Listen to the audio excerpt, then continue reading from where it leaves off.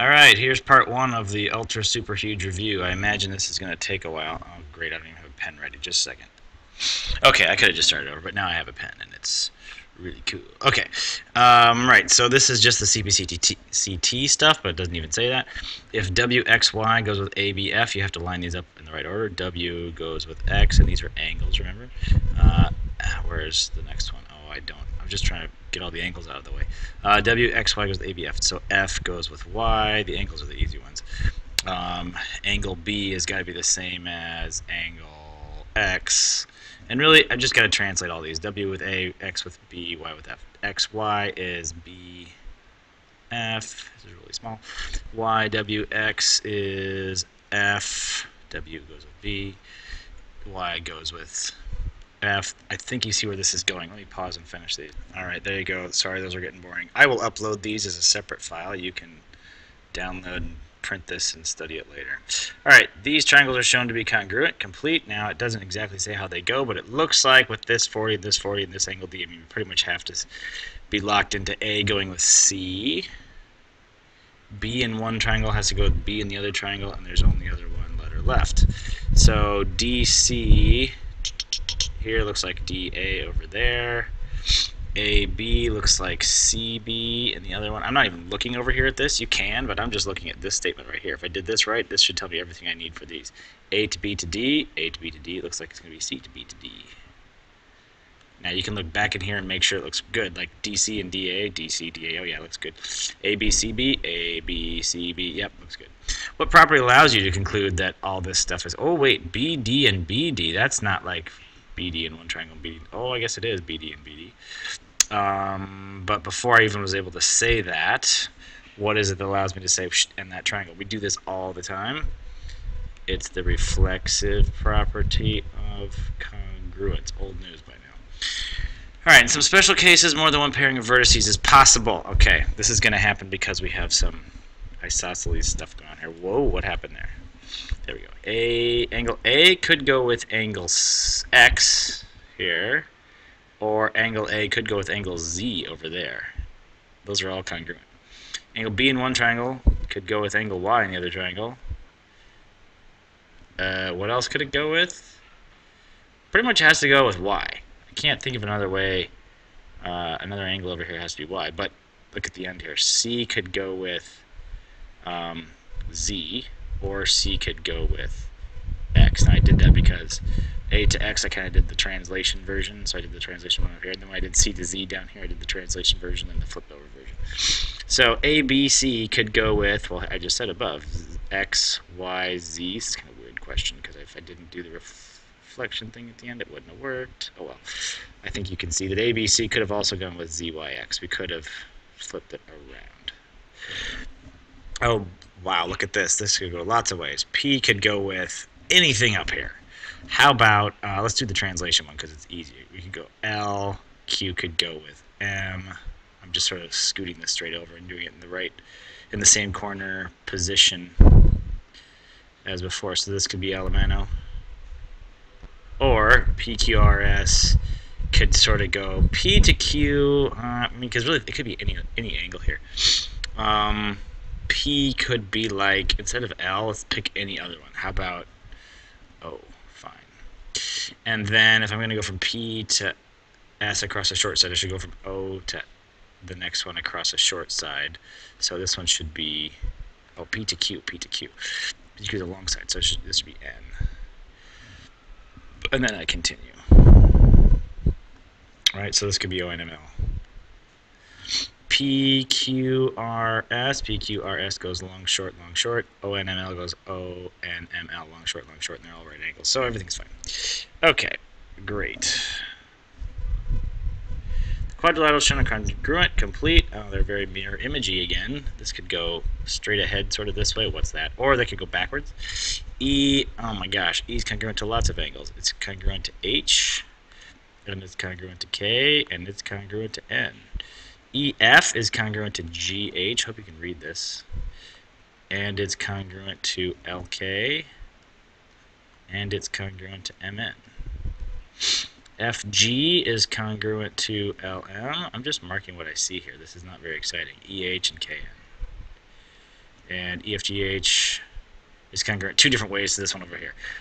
E is one of the acute one rainbow angles. It could go, the easy way sort of is KNML, but instead of going this way, I could have probably gone this way too. EF, oh wait, I did that wrong. F is one of the double angles, so I have to go L, like that. EFGH could go NM, let's go that way. NMLK. If you look closely, I think I lined up my angles and segments correctly. E can go with K, right? F could go with L, yes. G and M, yeah, right. And this one, E to N, F to M, G to L, yeah, that works too. So that's kind of an annoying little exercise, which is basically all 4.1 was about, was the CPCT stuff. I don't have any 4.2 that I picked out of the worksheets, so I didn't think they were good problems, so I went straight to 4.3. 4.3, now we're talking about some major proofs. These are kind of cool because they're having you put the stuff in order. There may be more than one correct order. A lot of times the random steps can kind of go in, the steps in the middle can sometimes go in different orders. Most of these proofs, I've been saying in my classes, of course you have the given first. Whatever you're trying to prove down at the bottom, if it's a triangle congruent to a triangle, then that's how it ends. But usually they don't end up with that. Usually, and remember, that has to be one of the 3-letter or HL kind of things, like side, side, side, or side, angle, side. And then usually right after that is the CPCTC. Now this is really popular. They're not all like this, but this kind of format is extremely popular in this chapter. Okay, so we'll see if that's how all these are going to be. I'll take this off for now because I think at the end that might be confusing. Okay. So givens probably first, and what's given here? PR and SR, PQ and SQ, that's that step. What are we trying to prove here? That, so that would be the last step. I'm guessing P is going to be congruent to S because of CPCTC. That's what that is written out. And that has to come right after a triangle congruence postulate. The only thing SSS is good for is this, and the only thing that's left is this. I didn't even really think about this proof. I just kind of did the sort of the stuff that had to be obvious. Now you could read through this and make sure it makes sense. Step 1, PR is congruent to SR, PQ is congruent to SQ. Great. Step 2, and that's because it's given. Step 2, QR is congruent to itself because of reflexive. Yes, that goes together. 3, now these triangles are congruent by side, side, side. And 4, because of all that, I can say P is congruent to S because of CPCTC. Well, that was nice how that worked out, even though I didn't even think about it that much. But that's okay. All right, C is midpoint of AD. That, and those angles are congruent. C is midpoint here, and angle A is congruent to angle D. That is given. The only thing that can go with this is this. Those will go together wherever they are. And this will come right after it. So I'll do a little arrow here because I know that has to be next, whatever it is. And BC is EC. That's what we're trying to prove, so that has to be the last step. BC, EC, I would bet you money. That's going to be last. That's going to be second last. Okay, now let me start thinking here. I was given that C is a midpoint. The reason, okay, C is a midpoint of AD, of this one. That's going to be, the cool thing about that being a midpoint is then I can say that's congruent to that because of the definition of midpoint. That would be AC and DC. Oh, they didn't do DC. They were so close to naming a band, maybe they would have gotten in trouble for copyright or something. But the definition of midpoint would be that little harvesting of information there. The only thing left is this. Let's see if it makes sense. So I've got the, back from the beginning, I got C is a midpoint, so definition of midpoint. This is given. Step 3, ACB is this stuff, is congruent to this stuff, and is that vertical angle that ought to be? Yes, okay. Then I have angle side angle for the two triangles, and then I can grab off the piece that I need, BC. And EC. Great. Done with that one. Yeah, see how predictable these are? Now, they look predictable now because you've done the whole chapter, but back in 4.3 when we were learning these would have been harder problems. WY is perpendicular. There it is, and that's given. Of course, those have to go together, and then this is going to come next. And XY is congruent to YZ. That's also given. Are we ready to say the triangle is congruent yet? No. We have an angle and a side. We need something else. Probably WY is congruent to itself would be good to say. That's reflexive. That wouldn't have to be step 2, I bet. What is all this stuff about? Angle X is... Oh, that's going to be the last step. That's what we're trying to prove. I bet you $1 that's this. Why can't we just say side angle side now? What's this stuff? X, YW. Oh, it's congruent. Oh, this angle over here is congruent to that. Really? Those two are congruent? I don't know that I would require people to say that, but sure. Go ahead. If two lines are perpendicular, then they form congruent adjacent angles. That's true. There's actually a better name for that theorem.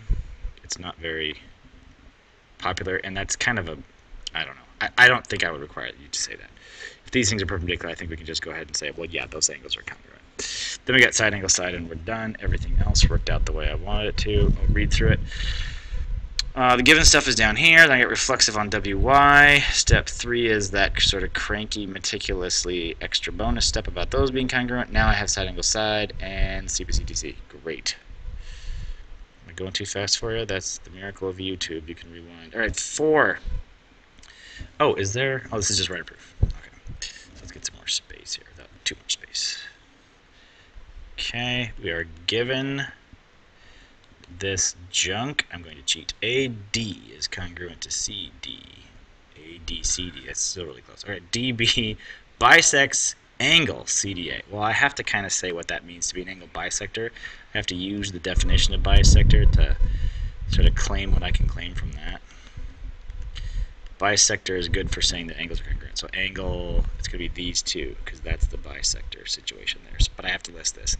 ADB is congruent to angle BDC. If you don't list that, then that doesn't get to be an angle in your, whatever this is, or, these things. Whenever you use these things, you have to list all the stuff, all the sides and all the angles. But by putting this in the bank now, I've got an angle that I might want to use somewhere in piecing this triangle together. All right. I haven't really thought about this proof yet, other than use that because we know we use all the given.